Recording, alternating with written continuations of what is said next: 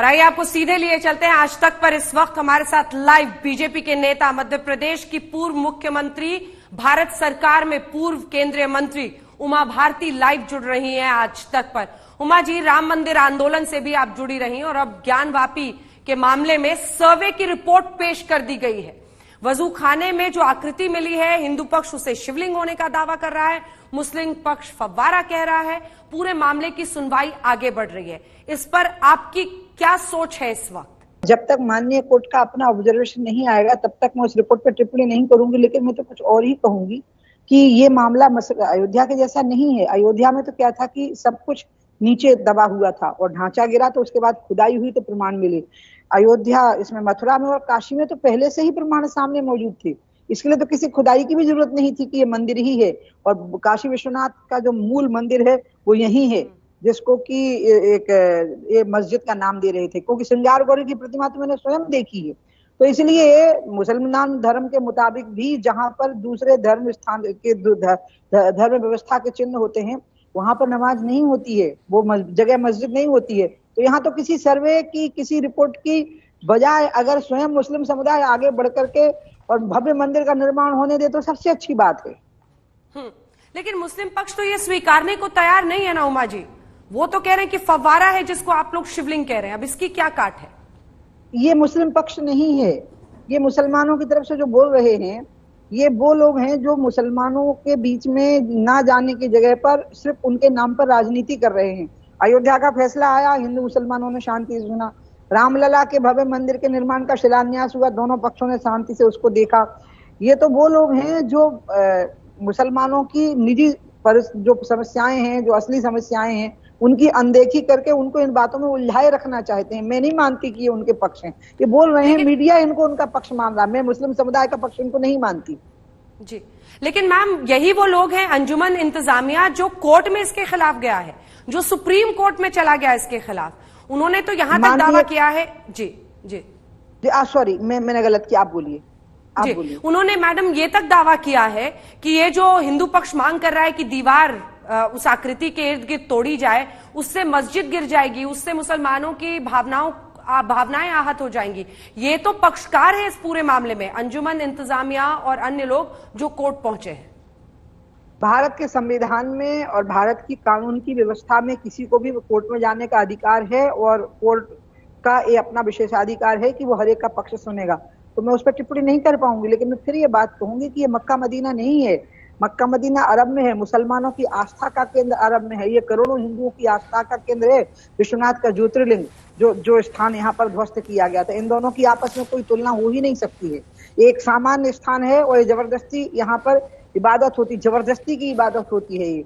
और जो इनके वहां पर अगर कोई ऐसा स्थान होता मक्का मदीना में, हमने वहां कुछ तोड़ के मंदिर बनाया होता तो मैं अपने हाथ से पूरा उखाड़ करके यहाँ पे ले आई होती। इसलिए दोनों की तुलना ही नहीं हो सकती है, आस्था का टकराव है ही नहीं। ये करोड़ों हिंदुओं की आस्था का केंद्र है, लेकिन यहाँ पर ये जो इमारत है, ये जो जिसको ये मस्जिद कह रहे हैं, ये किसी मुसलमान की आस्था का केंद्र नहीं। वो तो मक्का मदीना है, या भारत में अजमेर का दरगाह शरीफ है, या हाजी मल्लेंगे, ये इस तरह के किसी महत्व का स्थान नहीं है।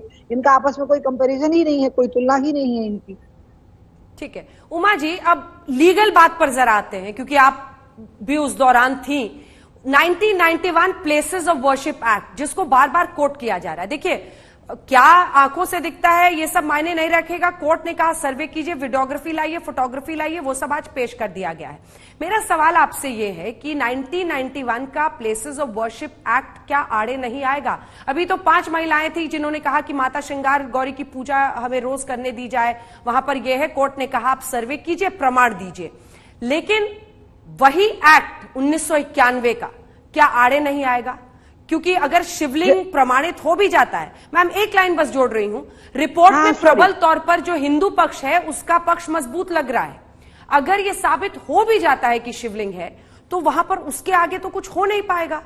क्या मंदिर बनाने की जो बात की जा रही है या अन्य चीजें, वो कैसे होंगी? 1991 प्लेसेस ऑफ वर्शिप एक्ट उसके आड़े आ जाएगा। मैम, जब प्लेसेस ऑफ वर्शिप एक्ट आया था तो भारतीय जनता पार्टी ने मुझे ही उसका एक प्रकार से प्रमुख वक्ता बनाया था पार्लियामेंट के अंदर।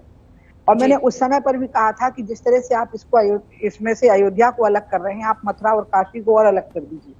क्योंकि ये आक्रांताओं के हमले के और हिंदुओं के अपमान के चिन्ह हैं, क्योंकि ये मुसलमानों की आस्था के केंद्र नहीं है, जबकि श्री कृष्ण जन्मभूमि और काशी विश्वनाथ का मंदिर हिंदुओं की आस्था का केंद्र है।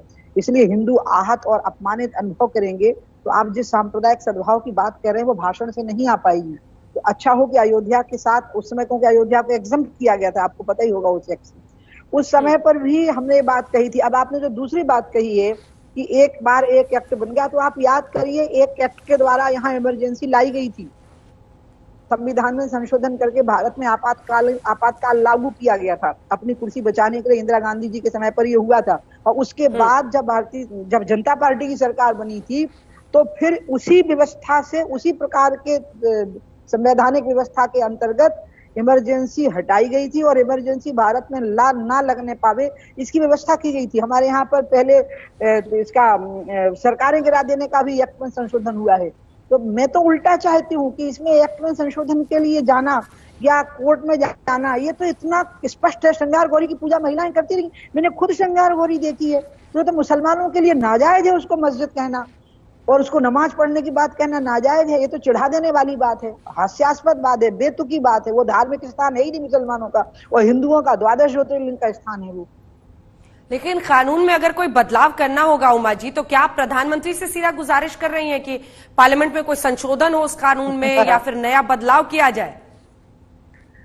मैं प्रधानमंत्री जी से मुझे कुछ कहना होगा ना, तो मेरे प्रधानमंत्री हैं, मेरे नेता हैं, मैं उनको एक फोन करूंगी, उनसे मिलूंगी, उनको जाकर के कह आऊंगी आप मुझे बहुत प्रिय हो। लेकिन मैं आपके माध्यम से उनको ये बात नहीं कहूंगी। मैं तो एक बात कह रही हूँ कि एक्ट है ना वो पब्लिक के लिए होता है, पब्लिक एक्ट के लिए नहीं होती। एक्ट देश के लिए होता है, देश की कुर्बानी एक्ट के लिए नहीं होती है। तो इसलिए एक्ट में तो संशोधन होते रहे हैं। एक कुर्सी बचाने के लिए एक्ट में संशोधन हो गया और फिर वो एक गंदा एक्ट माना गया था, काला अध्याय माना गया था, तो उसको समाप्त करने के लिए फिर दूसरा एक्ट आ गया। ये मैं कह रही हूँ। जी।